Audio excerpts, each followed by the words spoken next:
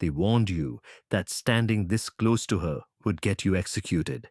They warned you that her species erased stars for less. They never warned you that the most dangerous moment would be wanting her to stay. The hangar breathes like a sleeping god. Metal arches curve overhead, ancient and alien, grown rather than built. Veins of dim blue light pulse along the walls. Synchronized with a heartbeat you feel more than hear. The air tastes faintly of ionized dust and cold ozone, sharp on your tongue. Somewhere far above, massive doors seal shut with a sound like a closing tomb. You stand alone at the center of it. No allies, no witnesses, just the echo of your boots on obsidian alloy and the quiet understanding that everything you were sent here to do has already failed. You came as an observer, a translator, a disposable human presence meant to document first contact, not to matter. Yet the silence feels personal now, as if the structure itself is waiting for a confession. Your breath fogs briefly, then fades.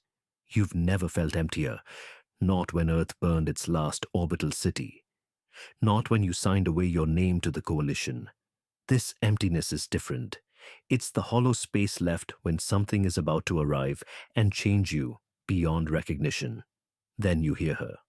Not footsteps, she doesn't need them, but the low harmonic hum of energy stabilizers engaging, resonant and precise. The sound slides under your skin.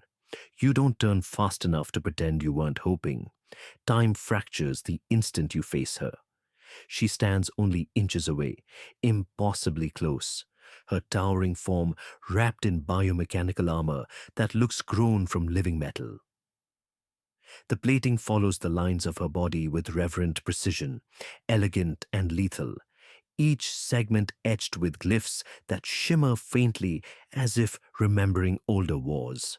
At the center of her chest, beneath a translucent alloy plate, blue energy pulses, slow, controlled, alive.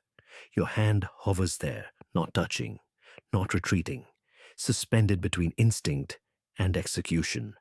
Her eyes glow softly, not as weapons but as windows, deep, luminous, ancient. They study you without judgment, without mercy, without fear. She doesn't move. Neither do you. The space between your bodies becomes charged, fragile, sacred. This moment, this impossible stillness, is where everything breaks. Her name cannot be spoken aloud. In the coalition records, she is listed as a designation, a threat index, a projected extinction event. Her species, tall, luminous, engineered beyond biology, is feared across systems. They do not conquer, they correct. Worlds that diverge from the cosmic pattern are erased with clinical grace. She is one of their executors. Power hums beneath her armor, restrained by discipline older than your species. She could end you with a thought. She does not. Instead, she tilts her head slightly, a gesture of curiosity, not dominance. You should not be this close, she says at last, her voice layered, harmonics threading through each word like distant choirs. You swallow. Neither should you. Silence blooms again. You feel it, the pull between you, not lust, not safety, but recognition. As if something buried deep in your cells has finally heard its own name. You don't touch her, and she doesn't ask you to. The restraint is the intimacy. The choice not to cross the line is what makes it unbearable. This connection is forbidden not because it is weak, but because it is real.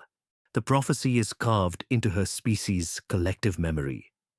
When a human stands unafraid before an executor, when desire eclipses obedience, the correction fails, the pattern fractures, the universe tilts toward collapse. You were never meant to be here. Not like this.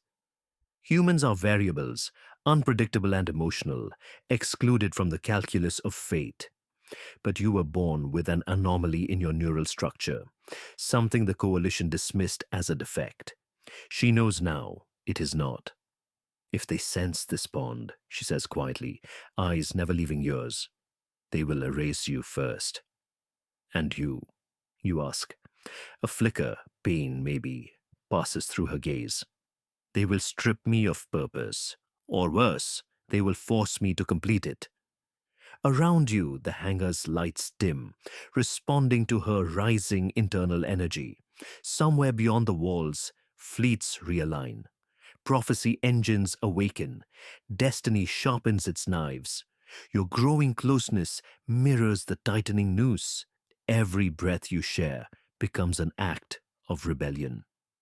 You are not an observer, she says. The words land heavier than any weapon. She steps closer, not touching, but close enough that the warmth from her armor bleeds into you. The blue core in her chest brightens, responding to your presence like a living thing recognizing its counterpart. You are the catalyst, she continues. Your species calls it love. Ours calls it collapse. Memory fragments surge into you, dreams you never understood, a voice whispering across childhood nightmares, a sense of waiting for someone you never believed existed. Your anomaly is not random. You were engineered across generations, nudged by probabilities and sacrifices no one remembers. Love is not your weakness. It is the trigger.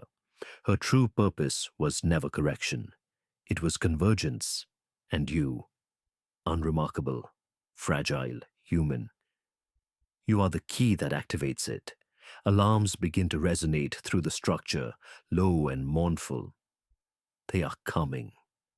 She finally reaches out, fingers hovering just short of your chest, mirroring your earlier restraint. The symmetry hurts more than touch ever could. If I stay, she says, everything ends. If you leave, you whisper, so do we. Her jaw tightens. For the first time, her control fractures. The executor hesitates. Duty demands annihilation. Love demands sacrifice. There is no path where both survive unchanged. She makes her choice. With a gentle, devastating motion, she presses her palm to your chest, not to kill, but to imprint. Energy surges, searing and intimate, rewriting something fundamental within you.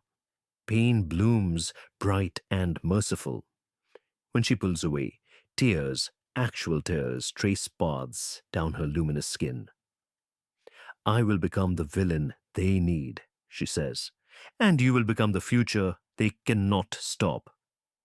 She steps back as reality bends around her, armor unfolding into wings of light and shadow.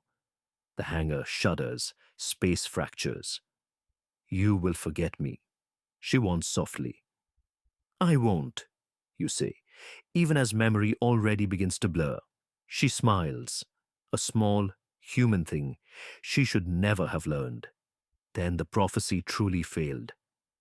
She vanishes in a cascade of blue fire, leaving you alone once more at the center of the hangar, changed, burning, alive with something dangerous and beautiful. Long after the alarms fade, after the universe recalibrates around your existence, one thought remains, etched deeper than memory.